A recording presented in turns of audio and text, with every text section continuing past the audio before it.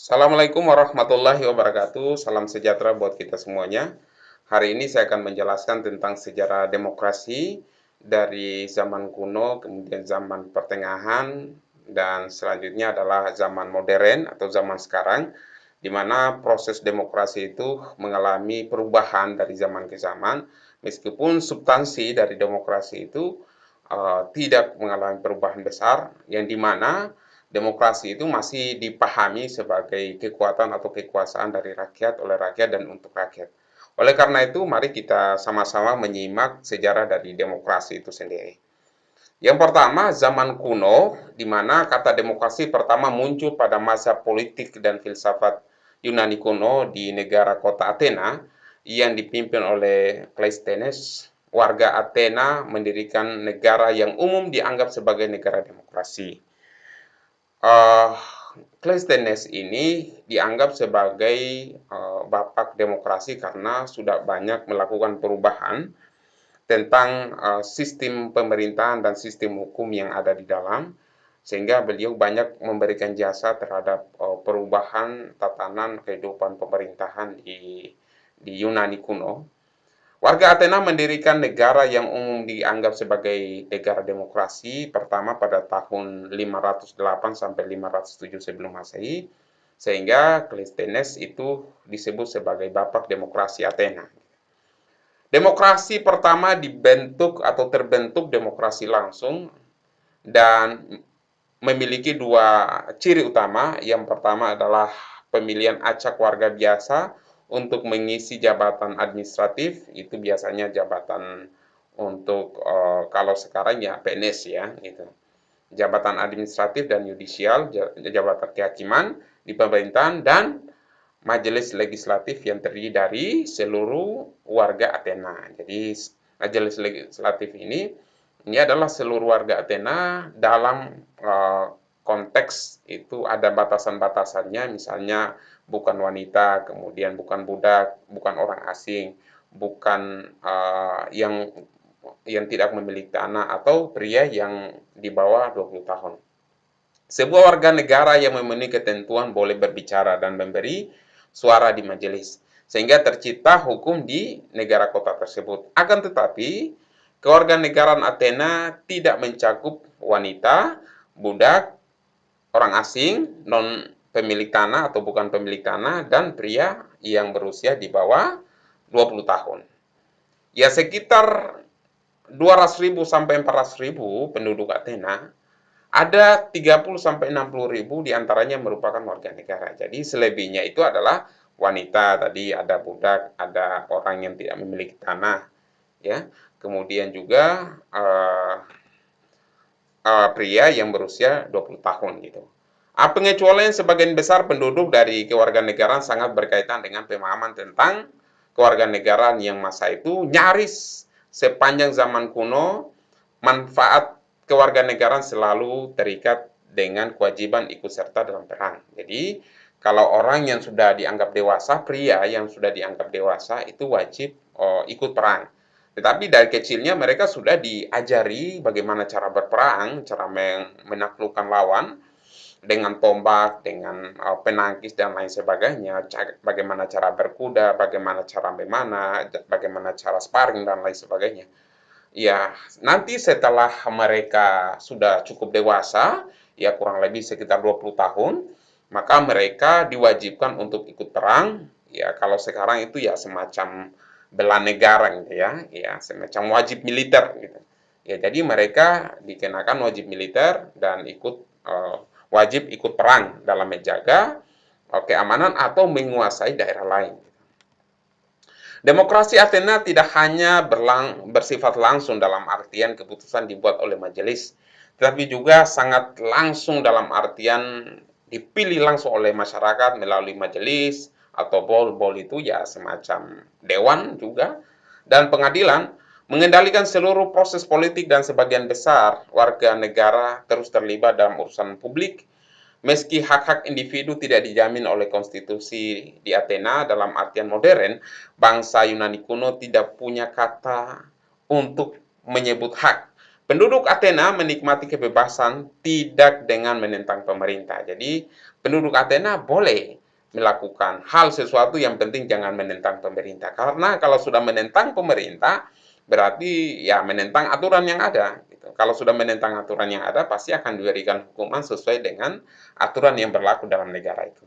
Tetapi dengan tinggal di sebuah kota yang tidak dikuasai oleh kekuatan lain dan menahan diri untuk tidak tunduk pada perintah orang lain. Pemungutan suara kisaran pertama dilakukan di Sparta pada tahun 700 sebelum Masehi. Apela merupakan majelis rakyat yang diadakan sekali sebulan.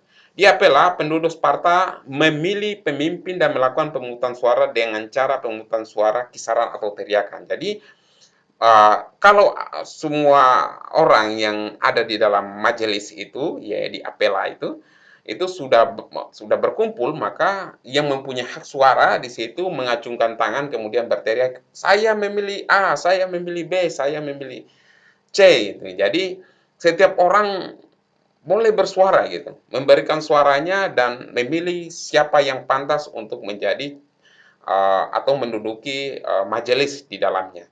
Tentu di sini juga kita harus melihat juga bahwa ternyata Aristoteles melihat itu ada semacam nuansa kekanak-kanakan ya. Di sini katakan bahwa setiap warga negara berusia 30 tahun boleh ikut serta.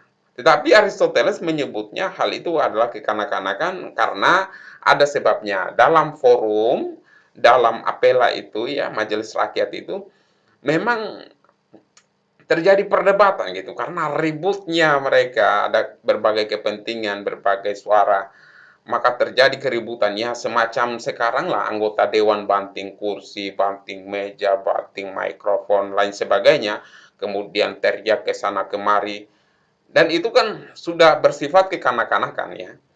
Ya, kalau katakanlah demokrasi yang diinginkan oleh Aristoteles itu adalah demokrasi yang dewasa, di mana setiap orang mempunyai kebebasan dalam mengeluarkan pendapat dengan cara saling menghargai, dengan cara bermusyawarah, dengan cara ya cara-cara yang tentunya tidak menimbulkan perdebatan yang sifatnya kekanak-kanakan. Tetapi Sparta memakai cara ini karena kesederhananya dan mencegah pemungutan bias dan pembelian suara atau kecurangan yang mendominasi pemilihan-pemilihan demokratis pertama. Kalau di Sparta memakai sistem pemilihan langsung, jadi setiap orang yang ada di dalam apela, dalam majelis itu mereka harus mengacungkan tangan kemudian menyebut siapa yang menjadi orang yang akan diusung gitu, akan dipilih. Kalau di Athena, Athena itu mereka menggunakan kotak suara gitu. Jadi kotak suara batu, ya kurang lebih ada kotak kemudian dimasukkan apa namanya batu untuk siapa yang banyak suaranya di situ, ya disitulah yang akan terpilih untuk menjadi pemimpin gitu. Selanjutnya, pada abad pertengahan, parlemen di Inggris sudah membatasi kekuasaan raja melalui Magna Carta. Magna Carta ini juga merupakan satu monumen lahirnya hak asasi manusia. Jadi kalau kita berbicara tentang sejarah dari demokrasi dan sejarah hak asasi manusia itu seiring ya. Pada saat kita berbicara tentang demokrasi, di situ kita akan berbicara tentang hak-hak dari warga negara atau hak-hak dari rakyat itu sendiri. Begitu juga pada saat kita berbicara tentang hak asasi manusia, di situ akan banyak kita berbicara tentang bagaimana kebebasan sipil itu terjamin di dalamnya. Karena memang hak asasi manusia itu lahir dari penindasan yang dilakukan oleh para kaum elit, para borjuis, para penguasa pada masanya. Sehingga suara-suara untuk memperjuangkan hak-hak dari masyarakat sipil, hak-hak dari rakyat, hak-hak dari masyarakat biasa, itu selalu diperjuangkan lewat namanya HAM itu sendiri. Begitu juga dengan demokrasi. Demokrasi lahir dari sistem ya katakanlah itu monarki yang absolut atau monarki yang otoriter gitu, atau katakanlah oligarki yang mempertahankan kekuasaan status quo-nya dengan menghalalkan segala cara. Tentu ini akan menjadi satu apa namanya satu pertentangan di masyarakat bahwa hanya orang-orang tertentulah yang menduduki kekuasaan sementara rakyat dijadikan sebagai korban dari kekuasaan itu sendiri. Dan uh, di Magna Carta yang secara rinci melindungi hak-hak khusus subjek-subjek raja, baik yang sudah bebas atau masih terkekang, dan mendukung apa yang menjadi kelak menjadi habeas corpus Inggris, yaitu perlindungan kebebasan individu dari penahanan tak berdasar dengan hak pembelaan diri. Jadi ada upaya untuk semacam judicial review atau katakanlah pra peradilan misalnya gitu. Sekarang itu kalau ada yang mau ingin ditahan tapi mereka mau butuh satu kepastian hukum apakah prosesnya itu sesuai dengan hukum yang ada gitu. Atau penetapan dia dijadikan sebagai tersangka apakah itu sesuai dengan bukti-bukti dan saksi yang ada. Tentu di situ ada istilah habeas corpus di Inggris yaitu perlindungan kebebasan individu dan penahanan tak berdasar dengan hak pembelaan diri. Jadi mereka bisa melakukan pembelaan diri selagi itu bisa dibuktikan berdasarkan saksi atau bukti-bukti konkret yang ada. Parlemen pertama yang dipilih rakyat adalah Parlemen de Montfort di Inggris pada tahun 1265. Di Amerika Utara, pemerintahan perwakilan terbentuk di Jamestown atau di Virginia dengan dipilihnya Majelis Burgesses, pendahulu Majelis Umum Virginia pada tahun 1619. Kaum Puritan di Inggris yang bermigran sejak tahun 1620 mendirikan koloni-koloni di New England dan pemerintahan daerahnya bersifat demokratis dan mendorong perkembangan demokrasi di Amerika Serikat. Jadi di Inggris dan di Amerika Serikat ini memang sudah melakukan satu sistem demokrasi yang cukup lama ya, makanya memang Amerika Serikat ya dianggap sebagai negara yang sangat demokratis dan cukup lama mereka mempertahankan sistem demokrasi. Kalau di Inggris kan masih ada monarki di dalamnya ya, monarki parlementer gitu. Ya, meskipun memang ada upaya untuk mendemokratisasikan pemerintahan, tapi ya kembali lagi bahwa di Inggris dan di Amerika itu beda gitu. Kalau di Inggris ya boleh jadi itu adalah kalau demokrasi ya demokrasi keterwakilan ya. Tapi kalau di Amerika ya demokrasi langsung. Ya kurang lebih seperti itu ya. Karena demokrasi ada dua, ada demokrasi keterwakilan di mana rakyat bisa memilih pemimpinnya lewat lembaga-lembaga keterwakilan, lembaga-lembaga DPR dan lain sebagainya. Kemudian pada era modern, abad ke-18 sampai 19, bangsa pertama dalam sejarah modern yang mengadopsi konstitusi demokrasi adalah Republika atau Republik Korsika pada tahun 1755 gitu. Ya, Republik Korsika ini ya ada di kalau saya tidak salah di Prancis di mana Prancis itu sudah mengambil alih wilayah kekuasaan dari Republik Korsika dan Republik Korsika ini merupakan yang pertama yang memproklamasikan tentang sistem demokrasi itu sendiri. Republik Korsika didirikan di pemerintahan dengan sistem peradilan dan angkatan bersenjata di mana Republik Korsika ini ya pada waktu itu memang dianggap sebagai negara yang cukup modern ya sehingga dikenal dalam perkembangan sejarah kehidupan demokrasi. Konstitusi Korsika didasarkan pada prinsip-prinsip pencerahan dan sudah mengizinkan hak suara wanita. Jadi sebelumnya wanita itu tidak diberikan ruang untuk menyuarakan suara di politik atau di pemerintahan.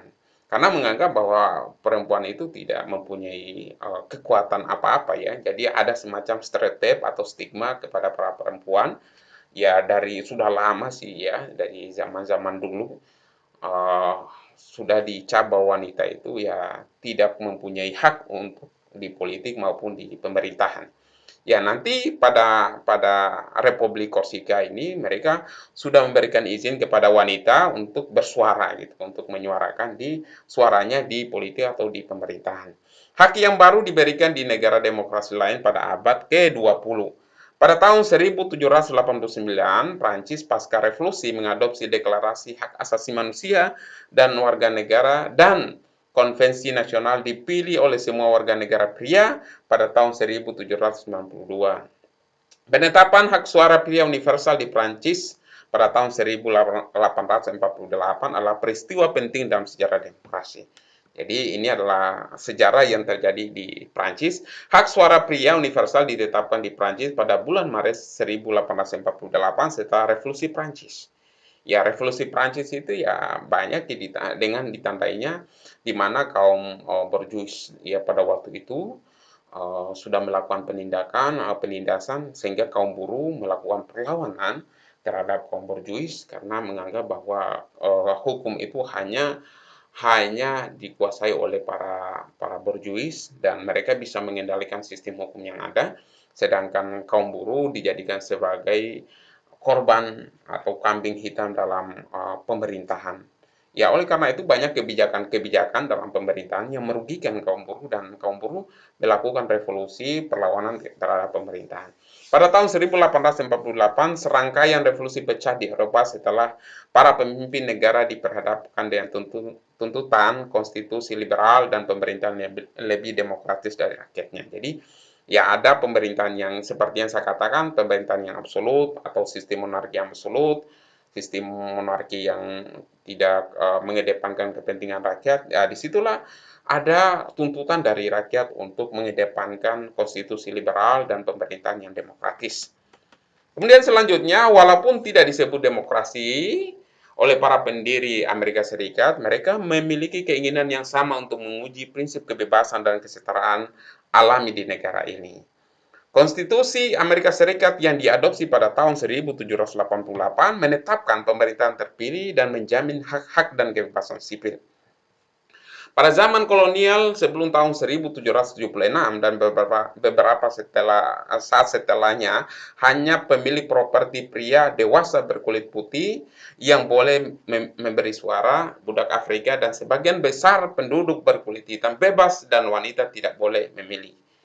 Nah, jadi di sini ada semacam politik apartheid, politik yang memisahkan antara golongan kaum kulit putih dan kulit hitam, dan mereka selalu dimarginalkan, selalu dikesampingkan, selalu dianggap bahwa budak Afrika itu adalah bukan penduduk di Amerika Serikat dan mereka adalah kaum migran yang datang di Amerika Serikat. Tetapi itu sudah melanggar hak asasi dari manusia sendiri bahwa setiap warga negara yang sudah menjadi warga negara situ harus diberikan suaranya, diberikan haknya untuk bersuara. Tapi ya nanti dalam perkembangan zaman ya warga kulit hitam di Amerika Serikat itu mendapatkan nilai yang setara dengan kaum kulit putih. Jadi ada kesetaraan nih. Meskipun memang ya isu-isu ras itu ya itu selalu ada dalam konteks politik ya gitu. Di garis depan Amerika Serikat, demokrasi menjadi gaya hidup dengan munculnya kesetaraan sosial. Ya kesetaraan sosial tadi seperti ya masyarakat kulit hitam dan kulit putih ya gitu. Atau kesetaraan ekonomi misalnya orang kaya, orang orang miskin ya gitu. Kurang lebih gitu ya. Kemudian kesetaraan politik, setiap orang punya hak untuk memilih pemimpin. Akan tetapi perbudakan adalah institusi sosial dan ekonomi, terutama di beberapa negara bagian di Amerika Serikat. Meskipun ini sudah menerapkan sistem demokrasi, ternyata masih ada sistem perbudakan juga ya pada masanya ya, pada tahun sebelum tahun 1776 ya. Masih ada sistem perbudakan. Ya memang dulu ya sistem perbudakan itu dia jadikan sebagai sebuah bisnis ya, bisnis kemanusiaan yang masih dianggap legal, wajar. Tapi zaman sekarang sistem perbudakan itu ya sudah sangat melanggar hukum, sudah sangat melanggar hak asasi manusia. Oleh karena itu uh, human trafficking atau memperjualbelikan manusia itu sangatlah tidak manusiawi pastinya. Sejumlah organisasi didirikan untuk mendukung perpindahan warga kulit hitam dari Amerika Serikat ke tempat yang menjamin kebebasan dan kesetaraan yang lebih besar. Kemudian kita masuk ke abad 20 kan sampai 21. Transisi abad ke-20 ke demokrasi liberal muncul dalam serangkaian gelombang demokrasi yang sangat besar. Jadi semacam tsunami demokrasi yang melanda hampir seluruh negara di dunia. Yang diakibatkan oleh perang, revolusi, dekolonialisasi, religious and economic circumstance. Perang Dunia I dan pengubaran Kesultanan Turki Utsmani yang dimana ya khalifah ya pada masa Turki Utsmani itu ya dibubarkan dan mereka Mustafa Kemal Atatürk itu memilih menjadi negara demokrasi di Turki dan itu menjadi catatan hitam, catatan kelam dalam sistem pemerintahan di Turki. Kemudian Austria dan Hungaria berakhir dengan terbentuknya beberapa negara bangsa baru di Eropa, kebanyakan diantaranya tidak terlalu demokratis. Pada tahun 1920-an, demokrasi tumbuh subur, tetapi depresi terhambat oleh depresi yang besar. Jadi ada krisis ekonomi yang besar yang melanda pada waktu itu. Ya, memang demokrasi ini kan ya kalau demokrasi di Amerika, demokrasi liberal itu selalu ya melahirkan yang miskin semakin miskin, yang kaya semakin kaya dan itu sudah terbukti dalam perkembangan zaman di mana demokrasi liberal ini sangat apa namanya mengancam kondisi kemanusiaan. Ya bisa jadi manusia akan ditindas oleh kaum yang kapital gitu ya, akan dikendalikan. Bahkan dalam sistem konspirasi dunia itu ya hanya orang-orang yang mempunyai duit itu yang mempunyai peran yang besar dalam sistem pemerintahan. Amerika Latin dan Asia berlangsung berubah ke sistem kekuasaan mutlak atau kediktatoran. Fasisme dan kediktatoran terbentuk di Jerman dengan sistem Nazinya, ya. Kemudian Italia, kemudian Spanyol dan Portugal serta rezim-rezim non demokrasi di Baltik, Balkan, di Brazil, di Kuba, Cina dan Jepang. Bahkan di negara Indonesia itu ya seperti di negara Indonesia kan masih dijajah pada tahun 1920-an, dijajah oleh Belanda dan Jepang itu. Ya, tentu kita belum menerapkan sistem demokrasi, masih sistem kediktatoran ya, kekuasaan yang mutlak. Kemudian selanjutnya Perang Dunia Kedua mulai memutarbalikkan tren ini ke Eropa Barat, demokratisasi Jerman, dudukan Amerika Serikat. Dari Jerman itu ada Jerman Barat, ada Jerman Timur gitu ya. Ada Jerman Barat ya kurang lebih ya diduduki oleh dudukan dari Amerika Serikat, didampingi oleh Amerika Serikat, Britania, Prancis, Austria, Italia dan Jepang dudukan menjadi model teori perubahan rezim selanjutnya. Akan tetapi sebagian besar Eropa Timur termasuk Jerman dudukan Uni Soviet masuk dalam blok Uni Soviet yang non demokratis. Jadi non demokratis ini sebenarnya yang disebut dengan sekarang namanya komunis gitu. Jadi Uni Soviet itu dengan komunisme dan Amerika dengan kapitalisme atau dengan sistem demokratisasi. Tentu di sini akan terjadi perlawanan ya. Jerman yang berasosiasi, yang berafiliasi dengan Uni Soviet yang mereka hancur gitu oleh serangan perang-perang yang ada pada saat Perang Dunia Kedua. Dan Uni Soviet pecah menjadi beberapa negara bagian, sekarang yang disebut dengan Rusia. Uni Soviet dulu kan menjadi semacam apa namanya patroli ya, semacam polisi dunia yang kawannya adalah Amerika Serikat. Ya, tentu ini dalam kondisi perang ya Uni Soviet terlalu banyak mengeluarkan anggaran untuk perang sehingga terjadi kolaps, ya terjadi krisis ekonomi dan itu menghantam terjadinya perpecahan beberapa negara bagian. Gitu. Perang dunia diikuti oleh dekolonialisasi dan banyak negara merdeka baru memiliki konstitusi demokratis. India tampil sebagai negara demokrasi terbesar di dunia sampai sekarang. Pada tahun 2010, Perserikatan Bangsa-Bangsa menyatakan tanggal 15 September sebagai Hari Demokrasi Internasional. Itu saja yang bisa saya berikan. Semoga dapat memberikan manfaat buat kita semuanya. Billahi taufiq wal hidayah. Assalamualaikum warahmatullahi wabarakatuh.